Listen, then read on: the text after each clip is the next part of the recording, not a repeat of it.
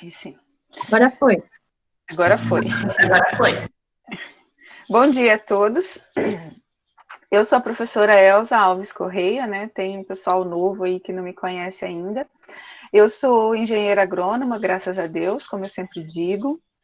No curso de agronomia, eu ministro aula de metodologia científica lá para o comecinho do curso, segundo semestre, né? Todos já passaram por essa disciplina.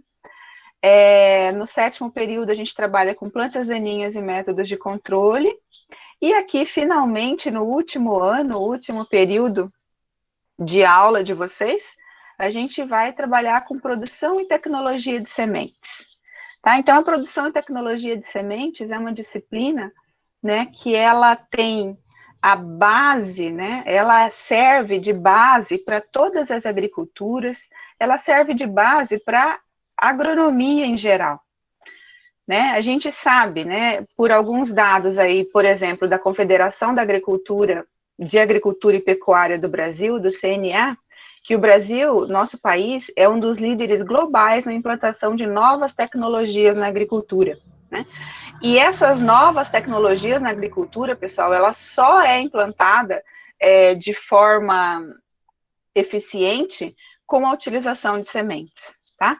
A gente percebe, né, com esses dados da CNA, olha só, de 1976 a 2014, né, então é um dado que não está tão atual assim, mas já nos dá uma perspectiva de desenvolvimento, né, a produção brasileira de grãos e fibras, ela cresceu 331%, né, então foi um crescimento, assim, gigantesco na produção nacional.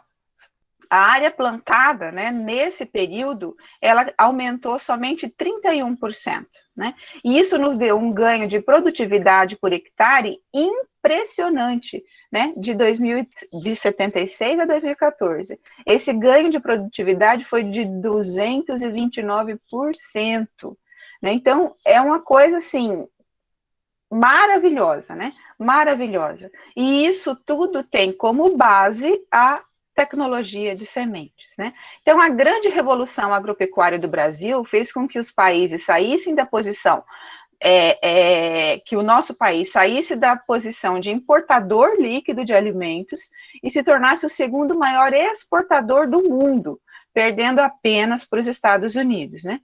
Olha só, gente, cresceu 331%, é uma coisa, assim, fantástica, né?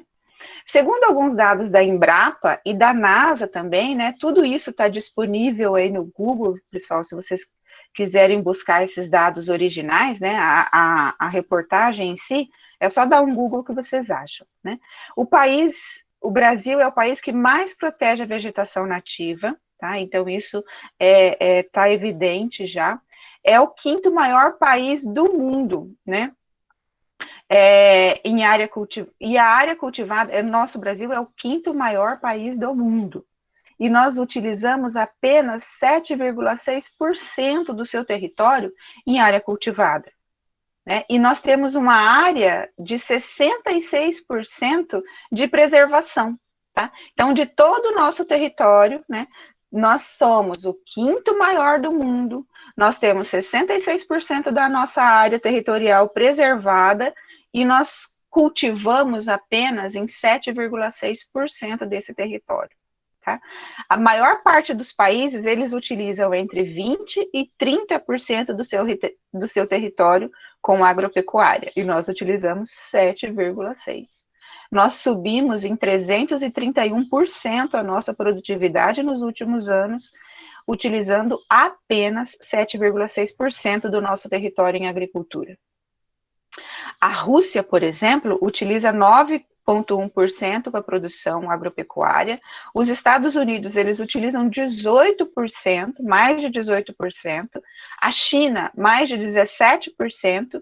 A Índia, né, de todo o país, Índia, 60% é utilizado para a agropecuária. Tá? Os países europeus, eles usam entre 45% e 65% do seu território na agricultura, e o Brasil, 7,6%, né? Então, a gente tem uma tecnologia muito forte. E essas tecnologias vão melhorando. A cada ano que passa, né, a gente vai observando o surgimento de novas técnicas, novas tecnologias, né, nessa nova revolução agrícola que vem acontecendo, né? Então, são as questões de biotecnologia envolvida na agricultura, as tecnologias digitais, pessoal, que está muito forte, vocês têm que ficar muito atento a isso, né? As soluções inovadoras que evitam desperdício, que fazem, né, a produção de alimentos ser aumentada na mesma área de produção, tá? Então, a gente não tem aumento de área, a gente tem aumento de produção, usando menos água, né, e poluindo menos o ambiente. Então, tudo isso daqui está envolvido nessa nova revolução agrícola que vocês já estão observando e que vocês vão cair direto nela agora com o advento da formatura, né, no ano que vem. E isso tudo, né, é necessário em função da necessidade que nós temos, não só o Brasil, a necessidade que o mundo tem de aumentar a produção de alimentos em 60% até 2050.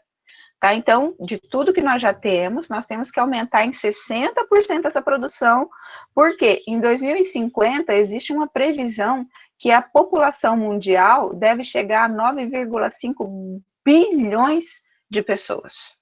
E a função de alimentar toda essa galera é nossa, né? É nossa, de nós, os engenheiros agrônomos, né, que estamos aí trabalhando, né, que estamos vivendo e atuando dentro de uma nova revolução agrícola para poder produzir alimento para todo mundo. Tá? Então, a necessidade de produção que tinha nos anos 60, nos anos 70, nem se compara às necessidades que nós temos hoje e que nós vamos ter até 2050. Tá? Então, isso tem que crescer muito ainda. Tá? Uma reportagem também publicada pela Bayer Crop Science, né, do Adrian Percy, que ele é o responsável pela pesquisa e desenvolvimento daquela empresa, ele fala que essa revolução, né, ele tem 5 principais tendências mundiais que estão transformando a agricultura e representam os desafios e oportunidades do mercado, né, ó, desafios e oportunidades do mercado, para vocês que estão aí já para se formar. Primeiro, é a questão da digitalização, né, a questão de mudanças demográficas, a questão do perfil do agricultor, que mudou muito também, né? Então, todo agricultor já entende de digitalização, o agricultor ele já entende de mecanização, né? Mecanização, óbvio, né? Mas de digitalização, que é o que está surgindo de novo aí, né? A questão de inovação e melhoramento genético, né? Então, essa inovação e esse melhoramento genético tem por base a semente, né? Tá? Então, é a semente que leva para o campo toda essa inovação aí de melhoramento genético, né? A colaboração e transparência, né? Hoje já não tem mais aquela história de quem manda, quem pode, obedece quem tem juízo, né? Não, hoje em dia a gente trabalha em colaboração e a transparência, né, das nossas ações é o principal fator aí de crescimento o nosso crescimento dentro da área de atuação dentro da agronomia, né? A gente percebe com as questões de mecanização, né?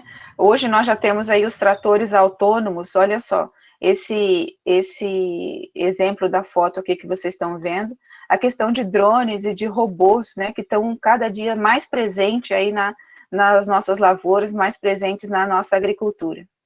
Né? Então, esses tratores autônomos, drones e robôs são guiados por aparelhos de celular ou tablets e estão permitindo a produção agrícola 24 horas por dia. Então, já não tem mais aquela questão de você parar, né? Ou muitas fazendas, elas tinham a questão de 2 turnos, né? Então, turno do dia e turno da noite. Agora, o negócio trabalha direto, porque é tudo guiado por meio eletrônico, né? Então, o trabalho vai todo dia, no final de semana, tá sempre a fazenda em movimentação. Apesar que as grandes fazendas, né, elas já trabalham assim, mesmo com os funcionários, né? 24 horas, 7 dias por semana, 30 dias por mês, né? E a integração da inteligência artificial, de imagens de satélite, de software sofisticado para agricultura de precisão, vão melhorar a gestão e a tomada de decisão, tá? Aí vem também a importância da gente entender muito essas questões tecnológicas, né? Porque hoje em dia a agricultura embarcada, ela está de altíssima ponta, né? E a gente vai ser jogado dentro de um mercado que está vivendo isso e está evoluindo a cada dia que passa, né? E isso tudo, né? Opa! Ela serve para ajudar a evitar desperdício, salvar tempo, economizar recursos e garantir colheitas em condições adversas de clima e de plantio. Estão surgindo também as soluções inovadoras, como as fazendas verticais, né, automatizadas, a produção hidropônica de hortaliça, né, que não é uma coisa tão recente, mas o que está se inovando é nas formas dessa hidroponia, nas técnicas utilizadas, né? Hoje a gente já vê muitos restaurantes terem todo o seu aparato de hidroponia para produzir as hortaliças que são servidas por eles, né? Então isso é muito interessante, nas grandes cidades já é bem comum. Tá? O cultivo de carnes in vitro e a produção de proteína animal artificial.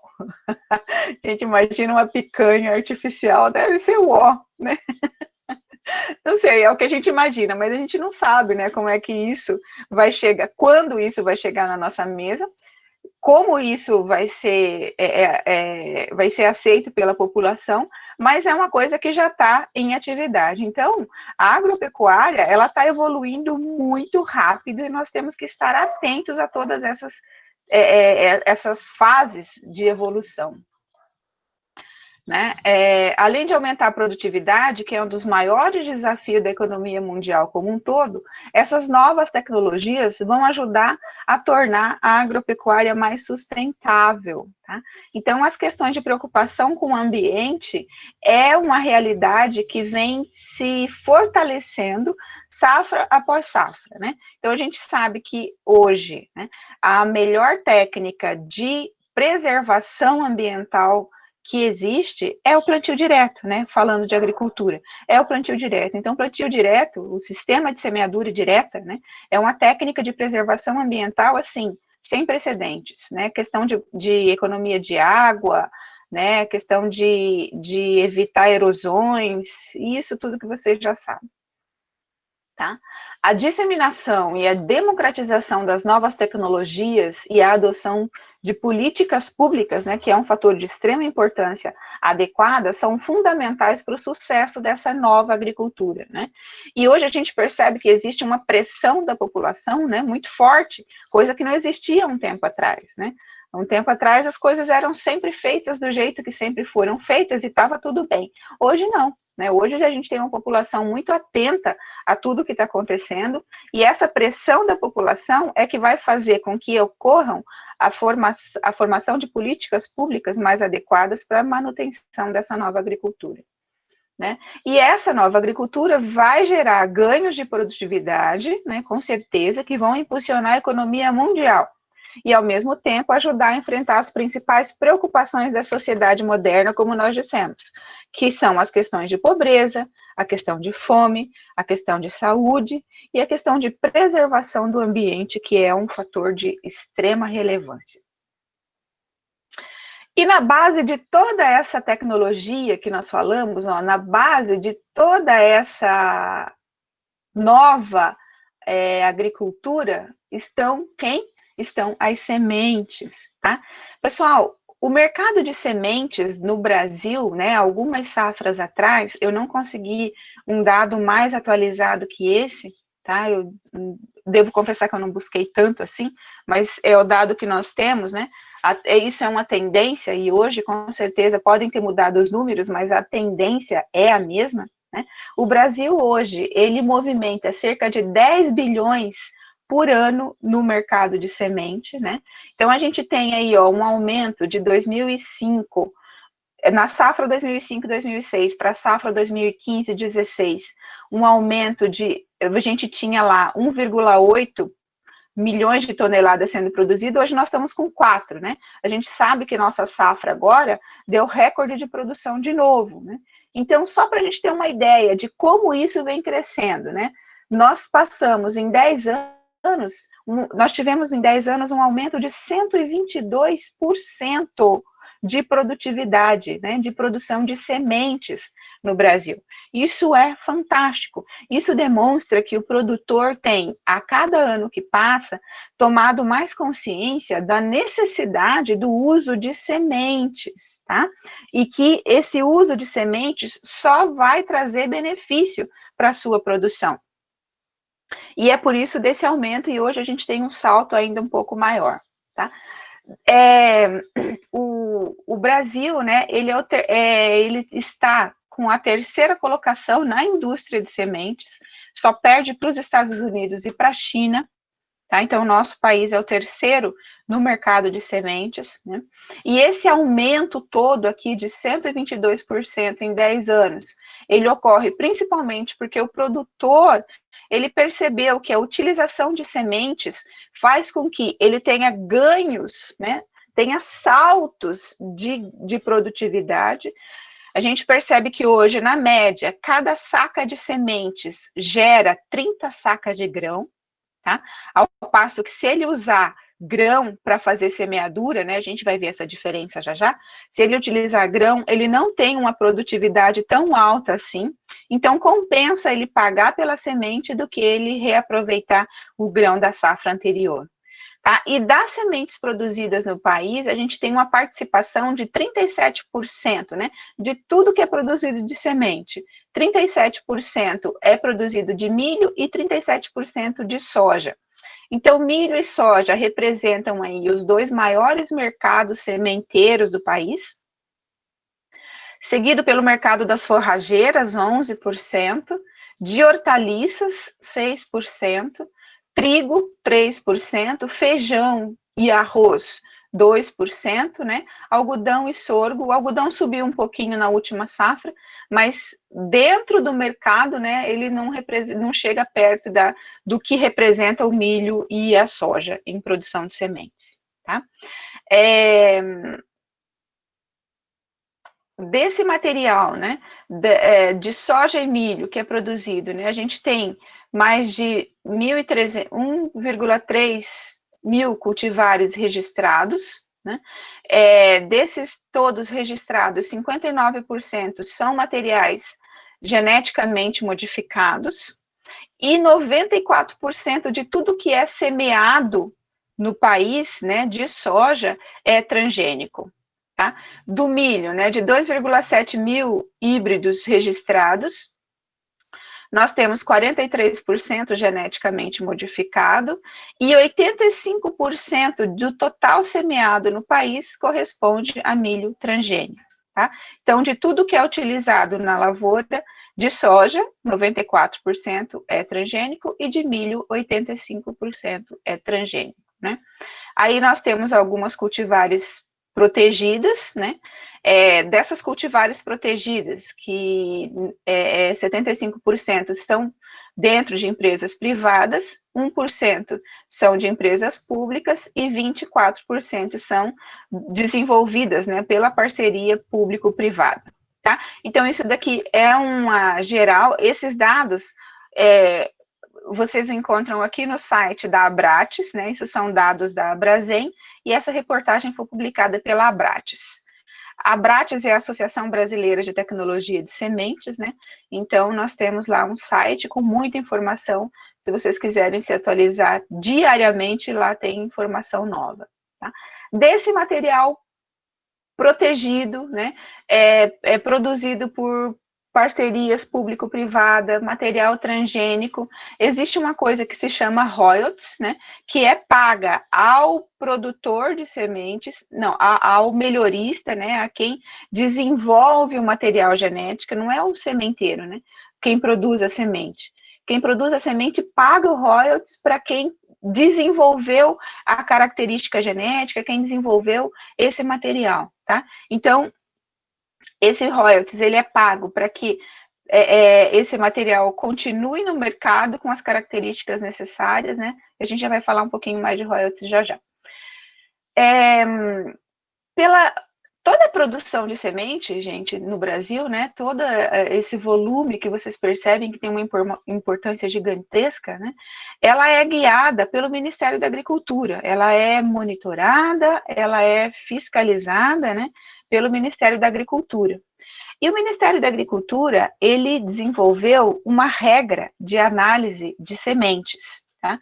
Essa regra de análise de sementes a gente vai ver também, né? E pela regra, ela nos dá que o material ele tem que ter 80% de germinação.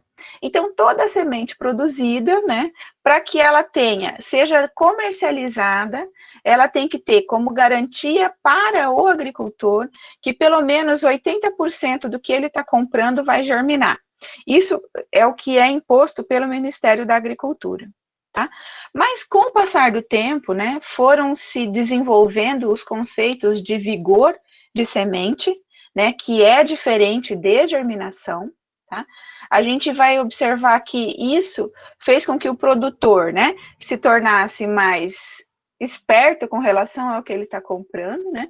E hoje em dia, um produtor ele não compra semente que tenha menos de 95% de vigor, e isso nos dá 98, 99% de germinação. Então, para que um sementeiro se mantenha no mercado, ele tem que dar essas garantias aqui para o produtor, né? Você percebe que, apesar de ter uma legislação que fala de 80, todo sementeiro que se preze, né, não vende sementes com menos de 98% de germinação. Você percebe que o mercado tem se especializado, né, em demandas, em necessidades do agricultor, e isso vem refletindo na qualidade do que é produzido, na qualidade do que é feito lá no campo. E com essa necessidade de qualidades cada vez melhor, materiais genéticos cada vez melhor, né, é, é, é que as empresas, como a Embrapa, por exemplo, né, vem lançando a cada safra materiais genéticos melhores, né. Então, nesse ano aqui de 2017, por exemplo, a Embrapa lançou um material de feijão resistente à antracnose e à murcha de fusário, né. Então, além de ter as questões de qualidade de semente, eles têm que ter inserido no seu material genético características que vão atender a uma demanda lá do campo, né?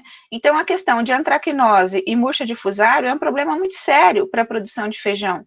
Então, a Embrapa foi e desenvolveu material com tolerância a essas doenças, né? Desenvolveu também um material de soja, o BRS 413RR, que tem, além de alto potencial produtivo, né, precocidade e uma característica de sanidade muito forte, né? Então, ela vai ser tolerante ao cancro da haste, vai ser não, né? Ela é tolerante ao cancro da haste, à mancha olho de rã, ao oídio e podridão parda da haste, né? Então, a gente percebe que o mercado, ele é extremamente exigente, né? E com isso as empresas têm que desenvolver materiais a cada safra que passa, materiais com características para atender esse mercado, quer seja de vigor e germinação da semente, que é fundamental, quer seja de características, né, que propiciem lavouras com maior sanidade, com maior qualidade do seu material. Né? E isso faz com que ocorra uma intensificação do uso de sementes, né? De sementes melhoradas com aquelas características que nós falamos anteriormente, né? E isso, e assim gera um crescimento e diversificação da produção, né? Em função da evolução do melhoramento genético, do uso de biotecnologia e de novas tecnologias no processo de produção dessas sementes. Galera, a semente é a base do agronegócio, tá? É o principal veículo de tecnologia e inovação. Tá? Então, sem a semente, a gente não consegue levar toda essa tecnologia para o campo. E quanto de tecnologia tem numa semente? Essa figura também eu peguei do site da Abrasem, né, que é a Associação Brasileira de Sementes. Não sei se vocês vão conseguir ver muito bem no slide, mas eu vou passar o PowerPoint para vocês depois, né? Fica melhor de vocês enxergarem. né? Normalmente, 13 anos é o tempo médio que gasta entre a descoberta de uma nova variedade e seu lançamento comercial, considerando as culturas mais importantes do mundo, né? A gente viu que, vamos falar mais soja, trigo, mas considerando todas as culturas, são 13 anos, né, que uma empresa leva desde a necessidade de uma variedade até o lançamento dele lá no campo. O tempo médio de desenvolvimento de um novo evento biotecnológico de soja são 16,7 anos. De algodão, 12,7 anos. De milho, 12 anos. Então, a gente percebe que para ser lançado um novo evento biotecnológico, um transgênico que seja, né, são pelo menos, vamos colocar uma média aí, 15 anos de desenvolvimento metodológico, 15 anos de estudo, de pesquisa e desenvolvimento. 5 anos e meio é o tempo dedicado a registrar aos registros legais e regulamentação sanitária envolvidos no lançamento de uma nova variedade. Então, beleza, né? São 13 anos até que a coisa ande, né? Até o seu lançamento comercial. 16 anos, 15 anos mais ou menos de desenvolvimento biotecnológico, mais 5 anos e meio para que isso esteja lançado no mercado. Então, todo material que é lançado na safra desse ano, vocês podem ter certeza que ele já passou anos e anos em pesquisa e desenvolvimento para chegar até a fase que ela está hoje. Né? Normalmente, 6,2 mil genes são pesquisados em média, 6,2 mil genes, tá? Até a descoberta de uma nova variedade biotecnológica, né? Então o negócio não é simples, né? Quis lançar, lancei, não é assim. Normalmente se investe, né, em média, 136 milhões de dólares, né, no desenvolvimento de uma nova variedade. Vocês percebem por que, né, é claro que existem N fatores, mas a necessidade de royalties que se paga aos produtores, né, que os produtores pagam aos detentores desse material genético, que o investimento que se teve para chegar nesse material final é extremamente alto, né? E normalmente envolve-se mais de 4 mil profissionais entre pesquisadores, agricultores e assuntos regulatórios, né, no desenvolvimento dessa semente biotecnológica. Então, a gente percebe que uma semente, ela carrega muita tecnologia, né? Muita tecnologia, e a gente tem que valorizar isso. Só um minutinho. E esse potencial genético, pessoal, ele vai, dessa cultivar, né, desse material aqui que foi melhorado, ele vai ser, ele vai ser expresso onde, né? Para que se faz tudo isso? Para que lá na lavoura, né, você tenha os melhores resultados, né? Se você está com um material com tolerância à antracnose, é lá na lavoura que você vai observar essa tolerância, que você vai obter as respostas, né? Os resultados de toda essa tecnologia, de todo esse potencial genético que foi inserido, né? Então, a gente percebe que as exigências produtivas na agricultura moderna, elas requerem a multiplicação rápida também dessas cultivares, né? Que a gente chama de cultivares modernas, essas todas envolvidas na biotecnologia. Né? Além da multiplicação e disseminação ter que ser rápida, né? Você leva junto com isso a necessidade de manutenção dessas características que foram melhoradas, né? Que foram trabalhadas pelo melhorista ano após ano. Essa característica tem que ser mantida. E é por isso que não se indica, né, a utilização de semente salva, de grão salvo da lavoura anterior, porque aí você vai ter uma diminuição do potencial desse material, tá? Então, a multiplicação, né,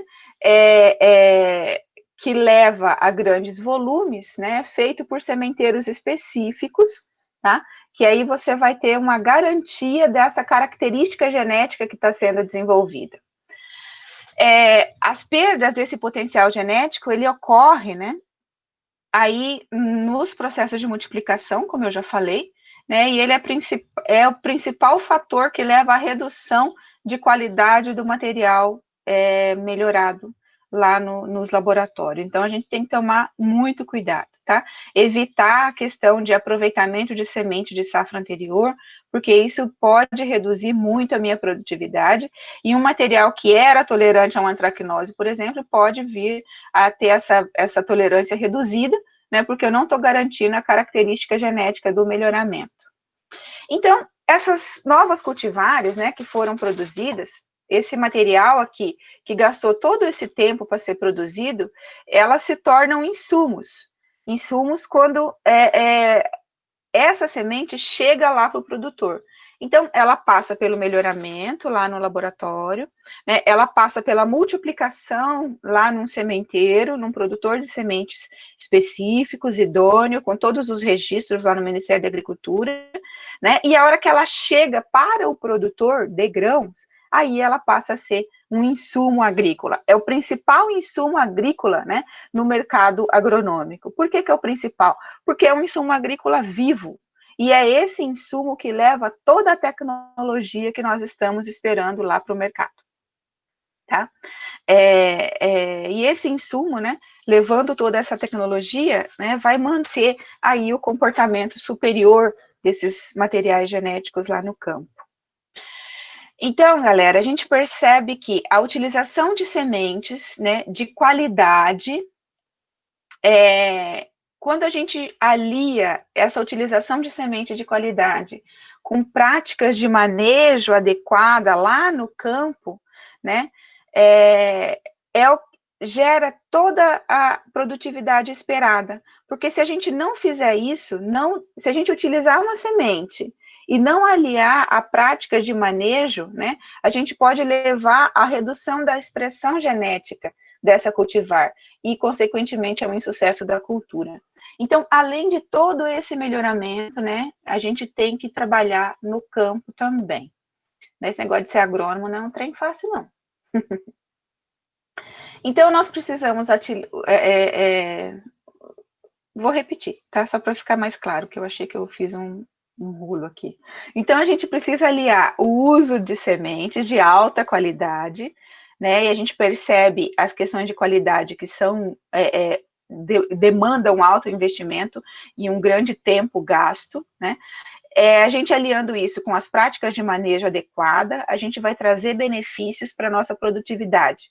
Esses benefícios são o aumento de produtividade, a utilização mais eficiente dos fertilizantes, da irrigação, de pesticidas, né, dos agroquímicos, porque a gente vai ter materiais com uniformidade de germinação, com uniformidade de vigor, então vai estar tudo desenvolvendo na mesma época, da mesma forma, com o mesmo tamanho, e a gente consegue manejar todo mundo junto, e isso nos dá uma eficiência muito grande, né?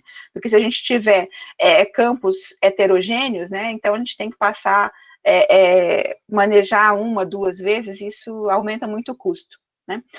E essa questão de você ter germinação e emergência e vigor padronizado também nos reduz os problemas com plantas daninhas, né? A gente já sabe por quê, porque aí a cultura cresce rápido, né, de maneira uniforme, fecha a área, com isso a gente vai ter o abafamento desse banco de sementes aí, reduzindo os problemas com elas, reduzindo problemas com doenças e reduzindo problemas com pragas de solo, tá? Então, a semente, né, com isso, a gente percebe que é o veículo que leva ao agricultor todo o potencial genético de uma cultivar com características superiores. Tá? Então, a gente observa lá a produção da semente, né? Então, ela precisa ter toda a sua fase de desenvolvimento inicial, de início de germinação até a emergência e o desenvolvimento inicial da plântula, né? Com todo o potencial garantido aí pelo manejo de campo. Tá?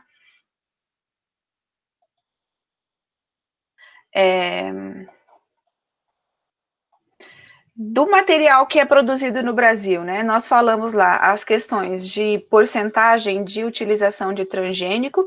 A gente sabe que soja, milho, né, são os materiais com maior utilização aí, com maior uso de materiais geneticamente modificados. É um dado também que já está atualizado da safra passada, mas a tendência ainda é a mesma, né? Os Estados Unidos sendo o país que mais utiliza sementes geneticamente modificadas, né? Seguidos do Brasil, nós estamos em segundo lugar, e aí a Argentina com 23,8 milhões de hectares. Então, Estados Unidos, Brasil e Argentina são os 3 países que mais se utilizam aí dos transgênicos. Né? A área plantada no mundo, né? Nós temos aí os Estados Unidos com 75 milhões de hectares, seguidos pelo Brasil com 50 milhões de hectares, seguidos da Argentina com 23 milhões de hectares, né? E o Canadá com 13 milhões de hectares. A Índia com 11,4 milhões de hectares, né? E desse material, por exemplo, aqui nos Estados Unidos, que é o primeiro país aí em área plantada com transgênico, olha o que esse gráfico nos demonstra. Que a cultura, né, que eles mais utilizam são soja e milho, então soja e milho é o que mais tem transgênico, 45% de soja e 45% de milho.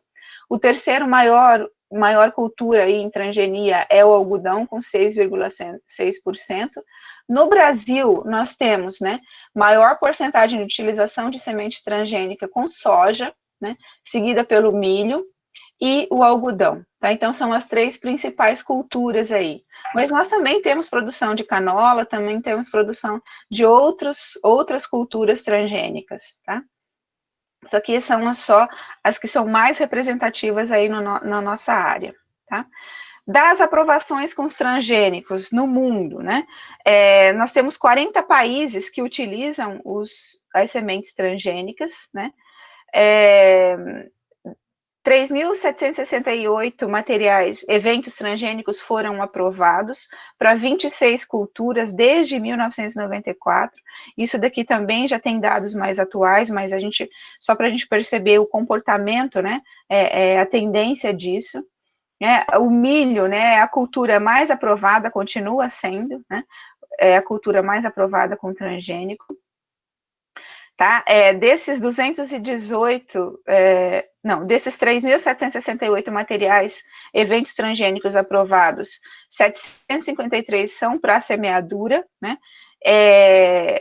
1.777 são utilizados para nossa alimentação e 1.238 são utilizados para ração, tá?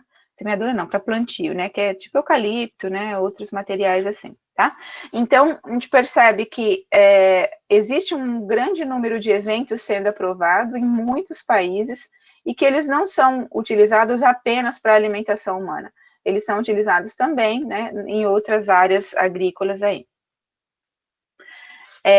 As aprovações do CTN Bio, né, aqui em Brasil, de 17 também, eu não achei dados, assim, tão organizados mais recentes, né.